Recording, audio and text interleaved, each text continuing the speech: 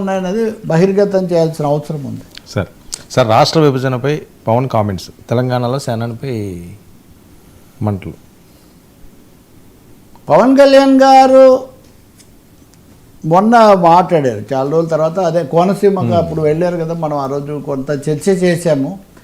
అందులో రెండో భాగంలో ఏంటి, ఆయన కొబ్బరి రైతులు వాళ్ళ సమస్యలన్నీ వచ్చి చెప్పారు, నేను ముఖ్యమంత్రిని కాదు వరాలు ఇవ్వలేనన్నారు.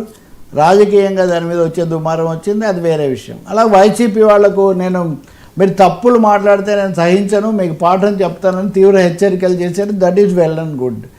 కానీ బొత్తిగా ఒక ఉప ముఖ్యమంత్రి రాజ్యాంగబద్ధంగా శాస్త్రీయ స్పృహ, సైంటిఫిక్ టెంపర్ కలిగి ఉండాల్సిన వ్యక్తి, రెండోది రాజకీయంగా ఉదాహరణకు నా పుస్తకం ఆవిష్కరణకు వచ్చిన రోజే ఎవరో తెలంగాణ తెలంగాణ అని అరిస్తే తెలంగాణ నా రక్తంలో ఉంది అన్నాడు ఆయన. ఆ డైలాగులు, ఆ వీడియోలు ఇప్పటికి కూడా మీరు చూస్తారు.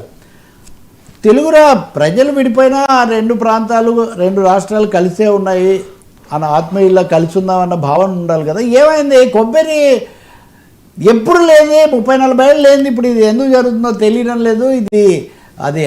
ఇదంతా కోనసీమ ఈ ప్రాంతం పచ్చగా ఉందని ఎవరి దృష్టి పడిందో కానీ, అది ఎవరిదో దృష్టి పడి ఇలా అయిపోయింది, ఇది పచ్చగా ఉందని అందరూ అంటూ ఉంటే, నిజంగా ఈ మాటలు ఎప్పుడు విన్నాం మనం. నాయకులు వాళ్ళు పెద్ద పెద్ద పదవులు, ముఖ్యమంత్రులు ఇవన్నీ కూడా అయ్యారు, మామూలుగా వాళ్ళు అని ఉండొచ్చు, రకరకాలుగా మాట్లాడుతూ ఉంటారు కదా. ఇందులో రెండు అంశాలు,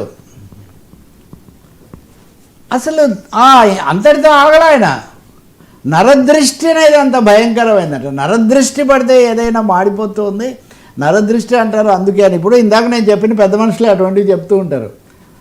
సార్ ఒకరిని చూసి పరుల కడిమికి పొరలు ఏడ్చే పాపికి ఎక్కడ సుఖము కలదోయ్ అని గురజాడ అప్పారావు గారు అన్నారు.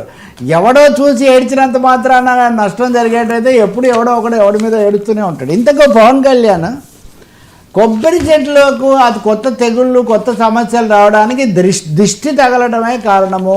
బహుశా ఆయన భాషలో అంతకుముందు ప్రాంతీయ ఉద్యమాలు జరిపినప్పుడు కొంతమంది నాయకులు అలా మాట్లాడారు అన్నది మీడియాలోకి వచ్చేసరికి సహజంగా తెలంగాణ నాయకులు అనేది వచ్చింది. వెంటనే దీన్ని అవకాశంగా తీసుకొని మళ్ళీ జగదీష్ రెడ్డి గారు ఆయన మీడియాని పిలిచేసి, మీరు ఏం మాట్లాడుతున్నారు, అస్సలు మీ దిష్టే మాకు తగులుతుంది.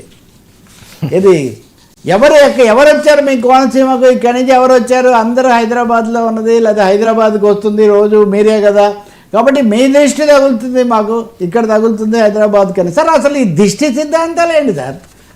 2025లో ఇంత సైన్స్ అండ్ టెక్నాలజీ ఇవన్నీ మాట్లాడుకుంటూ ముఖ్యమంత్రులు, సీనియర్ మంత్రులు, విద్యాధికులు, నిజంగా ఇంకొకటి దీన్ని సెన్సిటివ్గా రాష్ట్ర విభజన, రెండు ప్రాంతాల మీద పడే ప్రభావం కూడా పవన్ కళ్యాణ్ గమనంలోకి తీసుకోకపోవడం, జగదీష్ రెడ్డి దాన్ని మరింత పెద్ద చేయడం కూడా చాలా అభ్యంతరకరం, చాలా ఆందోళనకరం, అశాస్త్రీయం కూడా. ఇందాకే గురజాడ అన్నట్టుగా తోకచుక్క వస్తే ఎవడో ఒకడు పోతాడు అంటున్నప్పుడు గురజాడ తోకచుక్క, వేగుచుక్క ఇవి కలిసి వస్తాయి అన్నాడు ఆయన.